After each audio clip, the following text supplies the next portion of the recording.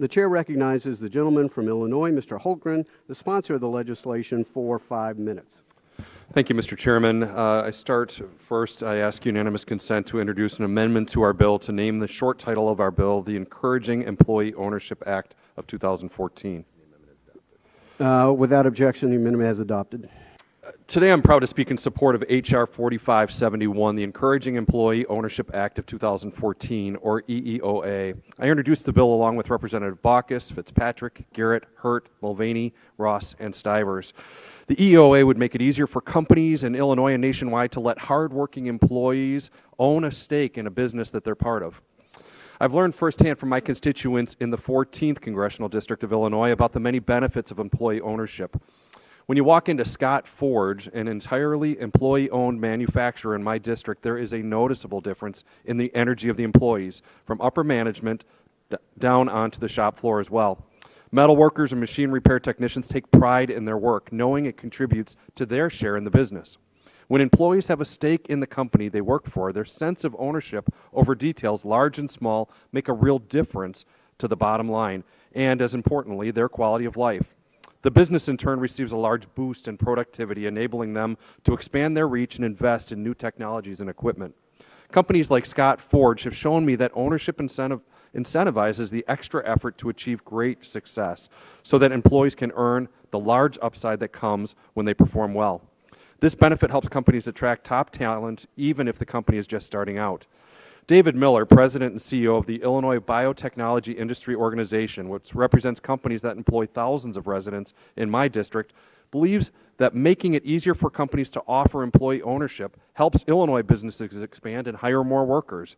He said, and I quote, "As someone who has worked in technology for most of my career, I know that affording an ownership stake to employees is critical to recruiting top talent to job-generating companies, and there is no doubt that an equity stake encourages employees to drive hard for the success of the enterprise," end quote.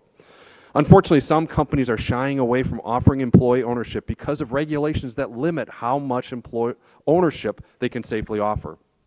SEC Rule 701 mandates various disclosures for privately held companies that sell more than $5 million worth of securities for employee compensation.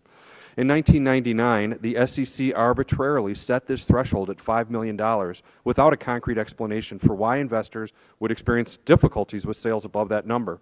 For businesses who want to offer more stock to more employees, this rule forces those businesses to make confidential disclosures that could greatly damage future innovations if they fell into the wrong hands. This required information includes business-sensitive information, including the financials and corresponding material like future plans and capital expenditures.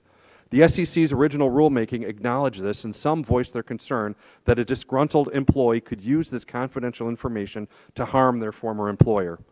Leaving aside the risk involved in disclosing this confidential information, it is costly to prepare these disclosures just so a business can offer the benefits of ownership to their employees. The Encouraging Employee Ownership Act would address this problem and open up more opportunities for employees to share in the companies they work for every day.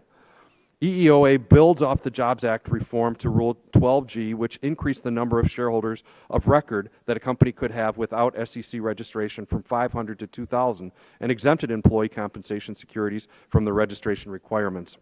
This idea, championed in the Jobs Act that the law should treat employees' compensation securities differently than traditional securities, has not been extended in SEC Rule 701. My bill is simple: a bipartisan fix to that changes that problem. EEOA amends SEC Rule 701 to raise this disclosure threshold from $5 million to $20 million and adjust the threshold for inflation every 5 years. To be clear, issuers that are exempt from disclosure would still have to comply with all pertinent anti-fraud and civil liability requirements. And the employees purchasing these securities observe the businesses they work for every single day and have a closer perspective on its operation that is not available to the traditional investor. Support for this effort to improve the utility of Rule 701 can actually be found in SEC's own Government Business Forum on Small Business Capital Formation final reports from 2001, 2004, 2005, and 2013.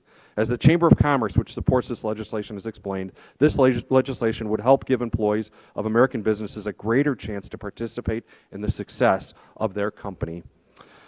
Setting the threshold at 20 million would explain, they explain, ensure that Rule 701 remains a viable provision for businesses to use in the future and decrease the likelihood of unnecessary regulatory requirements. We should applaud employee ownership, and I ask for support of this measure. I yield back.